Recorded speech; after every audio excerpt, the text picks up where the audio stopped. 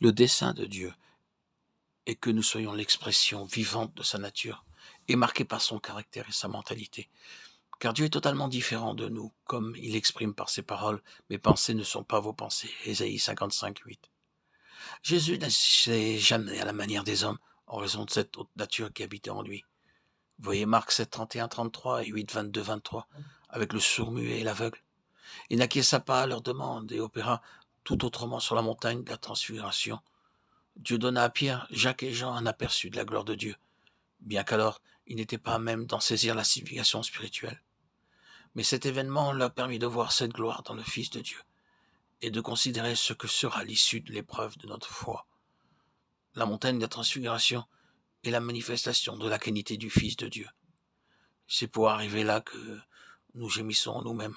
2 Corinthiens 5, 2 à 4. Jean dit, il avait la gloire de Dieu. Apocalypse 21, 10.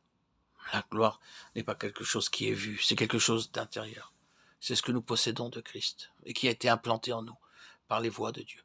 Ce sont les valeurs spirituelles et morales de Christ qui font partie intégrante de notre constitution. Elle est toujours la fin d'une histoire, quand tout a été accompli sous le gouvernement des cieux, que la pensée pleine et entière de Dieu a été réalisée, le modèle révélé, obtenu. Ceci est montré avec le tabernacle et le temple, il est donc lié au plan de Dieu, parfaitement réalisé. Jean a vu l'Église ayant la gloire de Dieu, remplie de la nature de Dieu, sans plus aucune trace de l'ancienne création, sans tache ni ride, ni rien de semblable, mais sainte et irréprochable, Éphésiens 5, 27.